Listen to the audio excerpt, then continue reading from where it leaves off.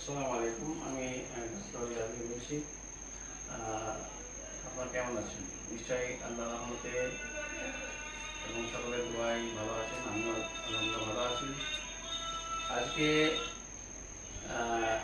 আপনাদের সকলকে আবারও আমি অভিনন্দন জানাচ্ছি এবং আবেদন করছি আমাদের হলিস্টিক হেলথ অ্যান্ড কিউর যে ইউটিউব চ্যানেল আছে সেখানে সাবস্ক্রাইব করার জন্য এবং আমাদের যে স্বাস্থ্য সম্পর্কে নিয়মিত ভিডিও আসে সেগুলো দীর্ঘ প্রায় 5-6 মাস গ্যাপ ছিল আমাদের কিছু ব্যক্তিগত কারণের জন্য, আবার ইনশাল্লাহ নিয়মিতভাবে আসবে।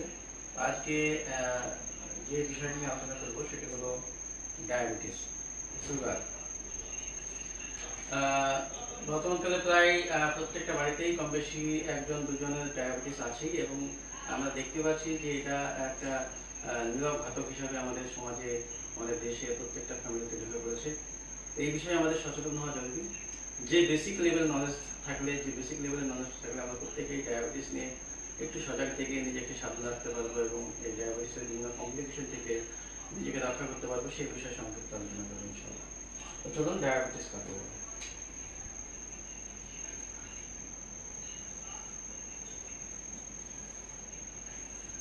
ডায়াবেটিস অনেক রকমের হয়। Type 1, type 2, type 3, type 4, type 1.5, type 2.5, অনেক রকম হয়।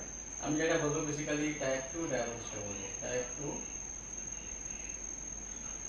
ডায়াবেটিসটা বলবো, যেটা খুব বেশি হয়, মানে অধিকাংশ লোকের ডায়াবেটিস যেটা হয় সেটা টাইপ 2 ডায়াবেটিস, যেটা related with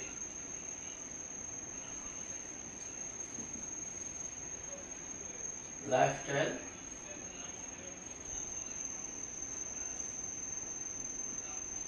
or food style। তো টাইপ 2 ডায়াবেটিস কি হয়? টাইপ 2 ডায়াবেটিসে আমাদের একটা ডায়াবেটিসটা কি? ডায়াবেটিস হলো ব্লাডের এক্সেসিভ পরিমাণে গ্লুকোজ থাকা বা চিনি থাকা, সোজা কথায়। তো ব্লাডে চিনি বা গ্লুকোজ অবশ্যই লাগবে, মানে আমাদের প্রত্যেকটা কোষ যে শক্তি উৎপাদন করছে, এটিপি তৈরি করছে, সেখানে আপনার গ্লুকোজ লাগবেই। আমাদের প্রত্যেকটা কোষের ফাংশন সঠিক থাকলে অসংখ্য কোষ নিয়ে যে কলা তৈরি হচ্ছে, অসংখ্য কলা নিয়ে যে অঙ্গ তৈরি হচ্ছে, সে অঙ্গের ফাংশন ঠিক থাকবে। বা প্রত্যেকটা বডির প্রত্যেকটা অঙ্গ যদি সব ঠিকঠাক থাকে তাহলে কিন্তু পুরো সিস্টেম বা হিউম্যান বডি ঠিক থাকবে। তো প্রত্যেকটা কোষের আমাদের বডির মূল, আমাদের হিউম্যান বডির যে ফুয়েল সেটা হচ্ছে গ্লুকোজ। ফুয়েল হচ্ছে গ্লুকোজ। তাহলে গ্লুকোজ আমাদের লাগবেই, এটা ছাড়া আমরা চলতে পারবো না। নরমালি আমাদের প্রত্যেকটা দেহের মধ্যে এই গ্লুকোজ আছে। এখন ডায়াবেটিস কখন? যখন এই গ্লুকোজটা অনিয়ন্ত্রিত হয়ে যায়, যখন আউট অফ কন্ট্রোল হয়ে যায়।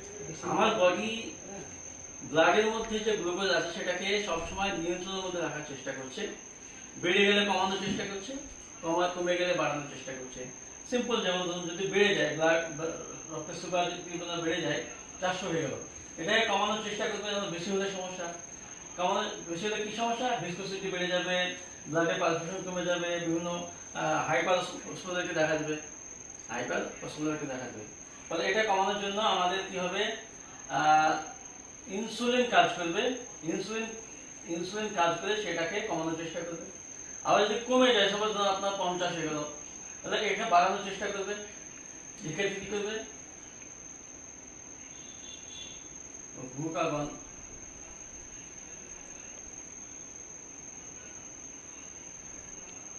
মানে ইনসুলিনকে আপনার ব্লাডের গ্লুকোজটাকে বাড়ানোর জন্য লিভার থেকে যেগুলো গ্লাইকোজেন আছে বা যে গ্লুকোজটা জমা আছে সেগুলোকে আবার রিভার্স প্রক্রিয়াতে গ্লাইকোজেনেসিস বা আপনার নিওগ্লুকোজেনেসিস প্রক্রিয়াতে আবার ব্লাডে গ্লুকোজ বাড়ে। এই নিয়ন্ত্রণ প্রক্রিয়া আমরা যেটা মনে করি যে ইনসুলিন এবং লিভার, এই প্যানক্রিয়াস এবং লিভার এই দুটো কন্ট্রোল করে। এবং এক্ষেত্রে ব্লাডের ফ্যাট মানে রক্তের চর্বি কিছুটা ভূমিকা পালন করে। ব্লাড ফ্যাট আমরা দেখলাম লিভার, বি হচ্ছে প্যানক্রিয়াস, আর তিন হচ্ছে ব্লাড ফ্যাট।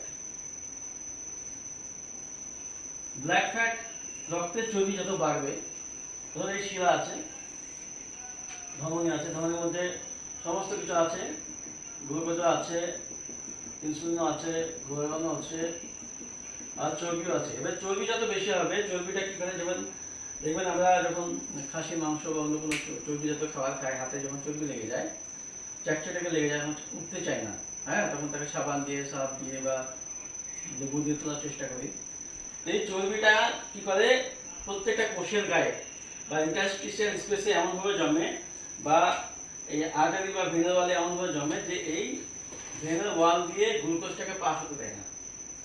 গ্লুকোজটা যে বিভিন্ন গ্লুট যে ট্রান্সপোর্টার আছে, glute 1, glute 2, glute 3, glute 4 up to 12 পর্যন্ত আছে, এই গ্লুট ট্রান্সপোর্টারকে কাজ করতে দেয় না কে, আপনার এই ব্লাড ফ্যাট। ব্লাড ফ্যাট যত বাড়বে, এই ইনসুলিন কাজ করার ক্ষমতা তত হারিয়ে ফেলবে। এই ইনসুলিন কাজ করার ক্ষমতা হারিয়ে ফেলার জন্য তখন ইনসুলিন রেজিস্ট্যান্স তৈরি হবে, মানে রক্তের চর্বি বাড়লে আপনার ব্লাডের গ্লুকোজ বাড়ার সম্ভাবনা বেশি, যেটা লাইফস্টাইল ডিজিজের সঙ্গে সম্পর্কিত। আরেকটা জিনিস আমরা জানি না, স্ট্রেস আছে। স্ট্রেস, ডায়াবেটিস সবসময় স্ট্রেসের সঙ্গে ইনিশিয়েটেড, মানে এই স্ট্রেস যদি ইনিশিয়েট করে তবে কিন্তু ডায়াবেটিস শুরু হবে। ইনিশিয়েটার কিন্তু স্ট্রেস। যে কোনো ব্লাডের টাইপ 2 ডায়াবেটিস শুরুই কিন্তু স্ট্রেস থেকে হয়। স্ট্রেস কি, ধরুন আপনার লাইফে, আমাদের জীবনে উত্থান পতন আছে, দুঃখ, আনন্দ, সুখ, শান্তি সবই আছে। এবার অনেক সময় দুঃখকে, বিপদকে, কোনো কঠিন জিনিসকে, সমস্যাকে আমরা অত্যাধিক কিন্তু ভাবি, এবং সেই সমস্যা উত্তরণ করার জন্য, সেই সমস্যা থেকে বের হওয়ার জন্য আমরা ইমিডিয়েট একটা তড়িঘড়ি করে একটা সিদ্ধান্ত নিয়ে সেখান থেকে বেরিয়ে আসি। সমস্যা মিটে গেল, আমাদের চিন্তা চলে গেল, এটা সাময়িক। কিন্তু এমন কিছু চিন্তা, দুশ্চিন্তা, ডিপ্রেশন বা স্ট্রেস যদি লাইফে থাকে, বিভিন্নভাবে হতে পারে। সেটা হয়তো আপনার যে কোনো বড় অসুখ থেকে হতে পারে, আপনার বাড়িতে কোনো বড় দুর্ঘটনা থেকে হতে পারে, পারিবারিক অশান্তি থেকে হতে পারে, শারীরিক বিভিন্ন সমস্যা থেকে হতে পারে, যে কোনোভাবে, বা কাজের প্রচন্ড চাপ থেকে হতে পারে। মডার্ন যুগে বিভিন্ন কি বলে, কম্পিটিশন, সবসময় কম্পিটিশন, কাজের ক্ষেত্রে কন্টিনিউ কাজ, জব, হার্ডওয়ার্ক যদি সবসময় থাকে, লাইফ লং যদি সেগুলো বিয়ার করে, তাহলে কন্টিনিউ আমার দেহে কিন্তু স্ট্রেস থাকছে। এই স্ট্রেস থাকলে আমাদের স্ট্রেস হ্যান্ডেল করে কে, আমাদের বডিতে স্ট্রেস হ্যান্ডেল করে দুটো হরমোন, একটা হচ্ছে কর্টিসল আর দুই হচ্ছে এপিনেফ্রিন। এপিনেফ্রিন বা অ্যাড্রিনালিন,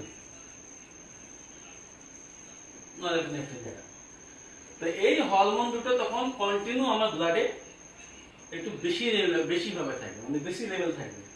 এই হরমোনের বেশি মাত্রা যদি ব্লাডে থাকে, তাহলে কি হয়, এই অ্যাসিডিক হয়ে যায়, এবং যেখান থেকে তৈরি হচ্ছে সেটা হচ্ছে সুপ্রারেনাল গ্ল্যান্ড। সুপ্রারেনাল গ্ল্যান্ড, বা যেটা আমাদের ওই দুই কিডনির উপরে ছোট ছোট গ্ল্যান্ড থাকে, বা অ্যাড্রিনালিন গ্ল্যান্ড।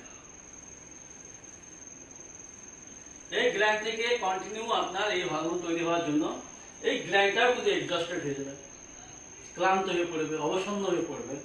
ফলে কি একটা সময়কে এও পর্যাপ্ত পরিমাণে, যখন আমার এই কন্টিনিউ স্ট্রেস থাকতে থাকতে যদি হঠাৎ কোনো বিপদ আসে, তখন আমরা হেপাচক খেয়ে যাই, বা সেখান থেকে কিংকর্তব্য বিমূল হয়ে পড়ি, সঠিকভাবে সেখান থেকে উত্তোলন করতে পারি না বা বেরিয়ে আসতে পারি না। এটা হওয়ার জন্য মানে এই গ্ল্যান্ডটা তখন এক্সস্টেড থাকে, ক্লান্ত হয়ে থাকে, অবসন্ন হয়ে থাকে। এই হরমোনটা যদি ব্লাডে সবসময় বেশি থাকে, অ্যাসিডিক হয়ে যাবে, তখন একদিকে এই হরমোনটা অ্যাবজর্ব হবে, কাজ শেষ হওয়ার পর মেটাবলিকটা লিভারে অ্যাবজর্ব হবে, লিভার থেকে পিত্ততে বের হবে। আবার এই হরমোনটা অ্যাসিডিক হয়ে গেলে বিভিন্ন কোষকে, বিশেষ করে প্যানক্রিয়াসের বিটা সেলকে নষ্ট করবে, বিভিন্ন কোষের ভাইটালিটি কমিয়ে দেবে। ফলে এই হরমোনটা স্ট্রেসের জন্য, সাময়িক স্ট্রেসের জন্য, অ্যাকুট স্ট্রেসের জন্য ভালো, কিন্তু কন্টিনিউ থাকলে আবার সমস্যা। এই কন্টিনিউয়াস স্ট্রেস যদি থাকে, এই চারটে জিনিস কিন্তু ব্লাডের সুগার, ডায়াবেটিস করতে সহায়তা করে।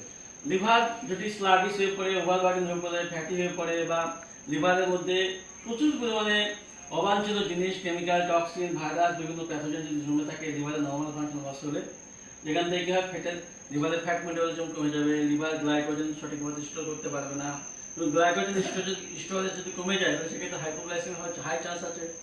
হ্যাঁ, তারপরে এর যদি ক্যাপাসিটি কমে যায় তাহলে যে কোনো ফ্যাটি ফুড বা প্রোটিন ফুড প্যানক্রিয়াসকে বেশি চাপ দেবে, তাহলে প্যানক্রিয়াসও ক্ষতিগ্রস্ত হবে। আবার ব্লাড ফ্যাট, যদি ব্লাডের মেটাবলিজম যদি নষ্ট হয় তাহলে ব্লাড ফ্যাটও বেড়ে যাবে। আবার ব্লাড ফ্যাট যদি বেড়ে যায় তাহলে ইনসুলিন রেজিস্ট্যান্স বেড়ে যাবে। ফলে সুগার কিন্তু একটা জায়গাতে হচ্ছে না, কিন্তু ইনিশিয়েশন হচ্ছে স্ট্রেস থেকে। স্ট্রেস ফিজিওলজিক্যাল স্ট্রেস হতে পারে, কেমিক্যাল স্ট্রেস হতে পারে। হ্যাঁ, তো কেমিক্যাল স্ট্রেস বলতে কিরকম, যেমন আমরা ডে টু ডে মানে প্রতিদিন আমরা 3 বেলা 4 বেলা বিষ খাচ্ছি খাবারের মধ্যে, বিভিন্ন প্যাথোজেনিক স্ট্রেস হতে পারে, বিভিন্ন মাইক্রোঅর্গানিজম আমাদের বডির মধ্যে সবসময় গ্রো করছে, সেটা প্যাথোজেনিক, তারপরে হচ্ছে ফিজিওলজিক্যাল, তারপরে হচ্ছে তোমার এটা মাইক্রোবায়োলজিক্যাল, সোজা কথা মাইক্রোবায়োলজিক্যাল, আর এটা হচ্ছে তোমার ফিজিওলজিক্যাল। এরকম ইনজুরি যদি আমার কন্টিনিউ হতে থাকে মানে এই গ্ল্যান্ডে, তাহলে কিন্তু সবগুলো একসঙ্গে যদি হেফাজত হয়ে যায় তাহলে ব্লাডের গ্লুকোজটা কন্ট্রোলে থাকতে পারবে না। কিন্তু ব্লাডের গ্লুকোজকে কন্ট্রোল করছে 4টে জিনিস। কি হচ্ছে, এক হচ্ছে অ্যাড্রিনালিন গ্ল্যান্ড, 2 হচ্ছে লিভার, 3 নাম্বার হচ্ছে প্যানক্রিয়াস, 4 নাম্বার হচ্ছে ব্লাডের ফ্যাট। এই 4টে জিনিসের যদি কোনো রকম হেরফের হয় বা তাদের মধ্যে যদি ইমব্যালেন্স তৈরি হয়, হারমোনিয়াল ফাংশন যদি না থাকে, ব্লাডের সুগারটা উঠানামা করবে। হ্যাঁ, এই উঠানামাকে বলা হয় ডায়াবেটিস। যখন ডায়াবেটিস উঠে যাবে বেশি তখন তাকে বলা হয় হাইপারগ্লাইসেমিয়া, আর যখন বেশি কমে যাবে তখন হাইপোগ্লাইসেমিয়া।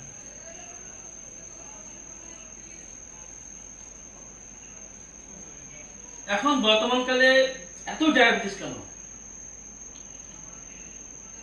তাহলে আমি যেখানে বললাম ইনিশিয়েটর হচ্ছে স্ট্রেস, মানে স্ট্রেস ইনিশিয়েটর কি কি আছে এখন সমাজে আমার দেখতে হবে, যেটা 100 বা 150 বছর আগে ছিল না।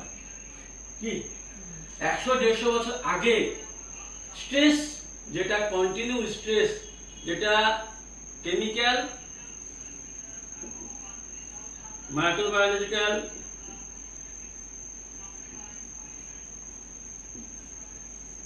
ফিজিওলজিক্যাল,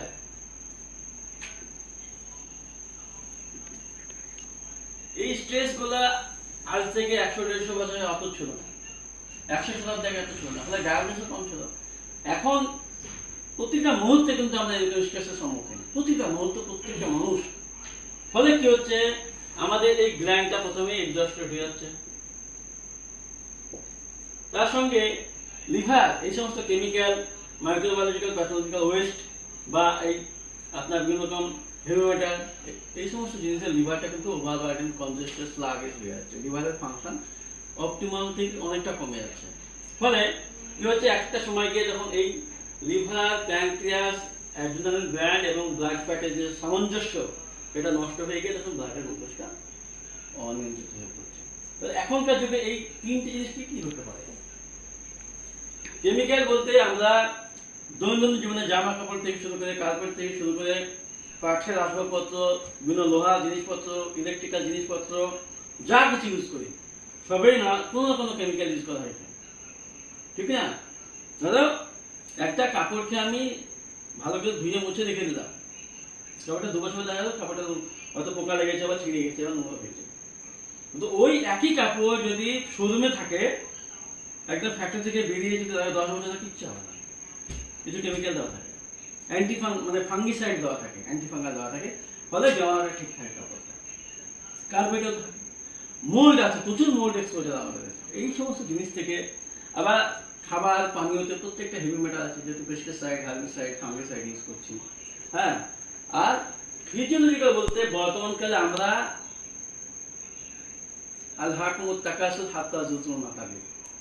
আমরা মানে কি বলে আধিক্যের প্রতিযোগিতা, ওর থেকে আমার বেশি হবে, ওর থেকে আমার বেশি হবে, এই প্রতিযোগিতার কম্পিটিশনে, এই প্রতিযোগিতার লড়াইয়ে আমরা এতই ব্যস্ত, এতই মানে দুশ্চিন্তিত যে এর জন্য আমার এই ফিজিওলজিক্যাল যে স্ট্রেস হচ্ছে এটা বুঝতেই হচ্ছে। ফলে 50 বছর 40 বছর পার হওয়ার পর সুগার শুধু ভালো লাগছে না, ম্যাজমাজ করছে, চেক করছে সুগার। হ্যাঁ, তাহলে আমাকে এই তিনটে জিনিসকে মডিফাই করতে হবে। এই তিনটে জিনিস যদি মডিফাই করতে পারি, আমার সুগার স্ট্রেস লেভেলটা যখন কমে যাবে, তখন আমি বাকি গ্ল্যান্ডগুলো, বাকি অর্গান যেগুলো লিভার, প্যানক্রিয়াস, সেগুলোকে আস্তে আস্তে রিপেয়ার করে ভাবনা করতে পারি। কিন্তু আমরা সেগুলোর দিকে নজর না দিয়ে আমরা একটু হাঁটাহাঁটি করছি। হাঁটাহাঁটি বলে কি হচ্ছে, ঘাম ঝরার জন্য যে ঘামটা ঝরছে, সেই ঘামের জন্য যে ক্যালোরিটা ইউজ করা হয়, যে ঘাম ঝরছে, এই ঘামটাকে স্কিন থেকে এভাপোরেট করে যে এনার্জি ইউজ করা হচ্ছে, সেটা ব্লাডের ফ্যাট থেকে ইউজ হচ্ছে, ব্লাড ফ্যাট ইউজ হচ্ছে।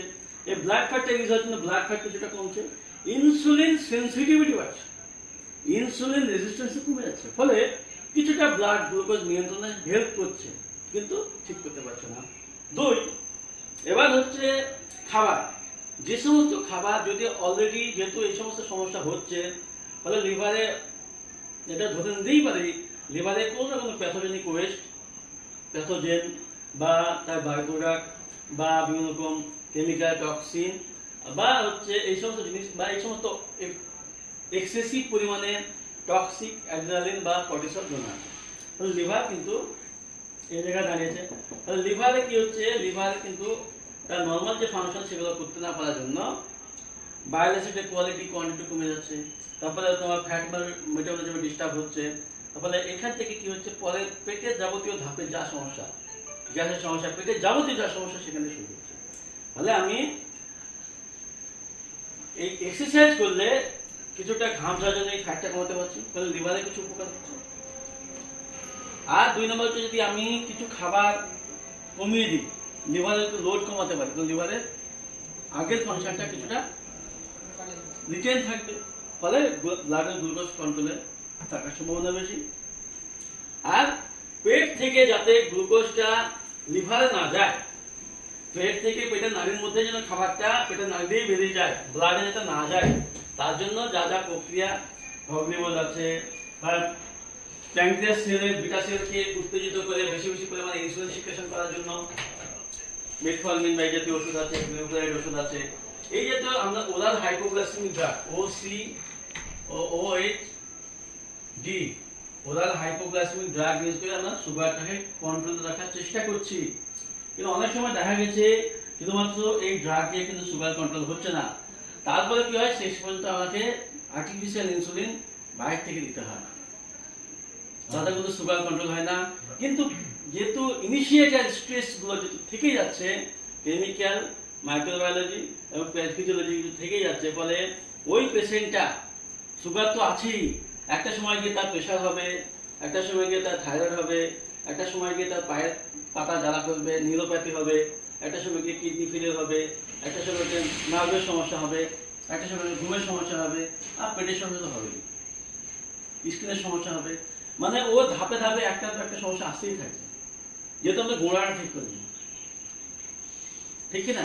তাহলে আমি এই জাতীয় ওষুধ দিয়ে তাকে ঠিক করার চেষ্টা করছি, মডার্ন যে অ্যালোপ্যাথি সিস্টেম আছে বা মডার্ন মেডিসিন, তো সেই জায়গায় আমরা কিন্তু সুগারকে কখনো নির্মূল করতে পারি, এবং অনেকে এটা মনেই করে যে সুগার হয় জীবনে ভালো হবে না। কিন্তু যদি আমি লাইফ থেকে তিনটে জিনিস ঠিক করে, একটা হচ্ছে লিভার, হচ্ছে প্যানক্রিয়াস, অ্যাড্রিনালিন, আর চার হচ্ছে ব্লাড ফ্যাট বা ব্লাডের চর্বি। এই চারটে জিনিসকে টার্গেট করে যদি এক এক টাইমে সিনার্জিস্টিক্যালি যদি কাজ করতে পারি, তাহলে কিন্তু সুগার আস্তে আস্তে আস্তে কন্ট্রোলে চলে আসবে, এবং এই যে এদের যে সামঞ্জস্যপূর্ণ কাজ, এটা যখন রিগেইন করবে, রেস্টোর হবে, তখন সুগার কিন্তু ভালো হয়ে যাবে। তো আমি এই গ্ল্যান্ডটাকে এই গ্ল্যান্ডটাকে কিভাবে ঠিক করবো? প্রথমে এর দিকে নজর দিতে হবে, যদি এটা ইনিশিয়েটার। আমি লাইফে যত স্ট্রেস আছে বাদ দিয়ে দেবো। প্রথম, লাইফে যত স্ট্রেস আছে বাদ দিয়ে দেবো। কেমিক্যাল স্ট্রেস যা আছে, তাহলে আমি চেষ্টা করবো আমার জীবনে যত রকমের ডে টু ডে লাইফে যত রকম টক্সিন এক্সপোজ হচ্ছে, সেগুলো আমি যতটা সম্ভব মিনিমাইজ করবো। অর্গানিক ফুডের দিকে বেশি আসবো, ইনঅর্গানিক ওয়েতে চাষ করা বিভিন্ন সবজি, ফল, ফসল, এগুলো কম খাবো বা না খাবো। হ্যাঁ, তাছাড়া বিভিন্ন রকম কেমিক্যাল গ্যাজেট বা যে সমস্ত কেমিক্যাল দেওয়া, বিভিন্ন রকম হেভি মেটাল দিয়ে ইউজ করা বিভিন্ন রকম জিনিসপত্র আমি কম ব্যবহার করবো, এক্সপোজার কম হবো। এবং তাছাড়া যে সমস্ত হেভি মেটাল বা টক্সিন বা ব্লাডে জমে আছে, সেগুলোকে বের করার জন্য ইনস্ট্যান্ট হিসেবে আমরা হিজামা আর লাইফ লং বা কন্টিনিউ এই প্রসেসটা জারি রাখার জন্য আমি যেটা করতে পারি সেটা হচ্ছে যে কিছু খাবার যেগুলো এই লিভার ব্লাড থেকে এই হেভি মেটালগুলোকে বের করতে পারে। যেমন আপনার ব্লুবেরি ফল আছে,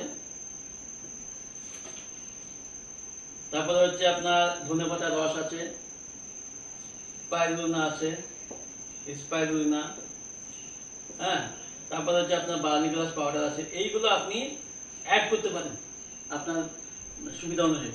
তাহলে কেমিক্যাল চলে গেল। ফিজিওলজি বললাম, স্ট্রেস বাদ দিয়ে দিতে হবে। 4 নম্বর হচ্ছে আপনার প্যাথোলজিক্যাল মানে মাইক্রোবায়োলজিক্যাল যেগুলো আছে সেগুলোকে বের করার জন্য আপনাকে অ্যান্টিভাইরাল ফুড, যেমন আপনার ক্যাটস্কো আছে, লেমন বাম আছে, জায়টাস আছে, এই জাতীয় ওষুধ কিন্তু আমি নিয়মিত খেতে হবে। কারণ আমি প্যাথোলজি এই মাইক্রোবায়োলজিগুলো যে প্যাথোজেনগুলো আছে এগুলো কমপ্লিটলি মানে বের করতে পারবো না। ফলে যতটা সম্ভব আমি এই সাপ্লিমেন্টের উপর রেখে লিভারে যেগুলো অত্যাচার করছে, নিপীড়ন করছে, সেগুলো আমি কমানোর চেষ্টা করবো। এটা চলে গেল। 2 নম্বর হচ্ছে লিভারকে আরেকটা জিনিস, একে রেস্ট দিতে হবে, গ্ল্যান্ডটাকে রেস্ট দিতে হবে। রেস্ট দেওয়ার জন্য যেটা করতে হবে, ব্লাডের গ্লুকোজটাকে ড্রপ হতে দেওয়া যাবে না, ইনস্ট্যান্ট ড্রপ হতে দেওয়া যাবে না। আমাদের ব্লাডের গ্লুকোজটা প্রতি 90 মিনিট পর ড্রপ করে, 90 মিনিট পর পর। তো আমি 90 মিনিট পর পর চেষ্টা করবো মানে প্রাকৃতিক কিছু সবজি ফল, যেমন আপনার সোডিয়াম পটাশিয়াম গ্লুকোজ কন্টেন্ট, যেমন খেজুর, শসা, আপেল বা কোনো ফল সবজি খেলে যাতে ব্লাডের গ্লুকোজটা গিয়ে একে যাতে না কমাতে পারে, একে যাতে মানে এক্সস্টেড না করতে পারে। ফলে এই রেস্ট পাবে, এই রেস্ট পেলে অটোমেটিক রেস্ট করবে। আমাদের বডির একটা স্পেসিফিক ইউনিক বৈশিষ্ট্য হচ্ছে যে কোনো ইনজুরি করলে অটোমেটিকলি হিল করতে পারে, যদি সুযোগ দেওয়া হয়। একে যদি সুযোগ দিই, স্কেপ দিই, সেরকম সুযোগ দিই, তাহলে কিন্তু এ কিন্তু অটোমেটিক রেস্ট করতে পারবে। তাহলে এই জন্য ওকে বলা হয় ফুড গ্রেজিং বলা হয়, ফুড গ্রেজিং টেকনিক। প্রতি 90 মিনিট পর পর সোডিয়াম পটাশিয়াম এবং গ্লুকোজের কন্টেনিং একটা কমপ্লিট ফুড, মানে ধরুন আপনার খেজুর, শসা, আপেল, হ্যাঁ, এইভাবে আমরা কিন্তু নিয়মিত খেতে পারি যতক্ষণ জেগে থাকবো। লিভারকে ঠিক করার জন্য লিভারে যা যা মেডিসিন আছে দিলাম, প্যানক্রিয়াসকে ঠিক করার জন্য যা যা পদ্ধতি করলাম, এবং ব্লাড ফ্যাট কমানোর জন্য এক্সারসাইজ। ঠিক, এই কটা জিনিস যদি আমি করতে পারি, আমার ব্লাডের গ্লুকোজটা আস্তে আস্তে আস্তে আস্তে ঠিক হয়ে যাবে। এবং প্রথম থেকে যখন ব্লাডের গ্লুকোজ বেশি থাকবে, তখন ইনিশিয়ালি আপনার কিছু ওএইচডি বা হাইপোগ্লাইসেমিক ড্রাগ আপনাকে খেতে হবে। তখন আস্তে আস্তে কন্ট্রোলে চলে আসবে। তখন এই সিস্টেম যখন জারি থাকবে, এবার আস্তে আস্তে বডি অন্যান্য সমস্যা তো যাবেই, সুগারও আস্তে আস্তে চলে যাবে। তা আমরা এই টোটাল সিস্টেম যেটা বললাম সংক্ষেপে, সেটাকে বলা হয় হলিস্টিক মাইন্ড, বডি, সোল, এবং একদম রুট থেকে টপ পর্যন্ত পুরো সিস্টেমটাকে যত্ন নিয়ে চিকিৎসা করার যে পদ্ধতি, সেটা বলা হলিস্টিক চিকিৎসা বা হলিস্টিক ট্রিটমেন্ট। তো আমরা এই যত্ন, এই সম্পূর্ণ এই ছোট নলেজটা রেখে, এই সংক্ষিপ্ত নলেজটা রেখে আমরা যদি চলাফেরা করতে পারি, আশা করি আমাদের সুগারটা নিয়ে আমরা অনেক সাবধান থাকবো এবং এক্ষেত্রে আমাদের উপকারী হবে, কল্যাণ করা হবে।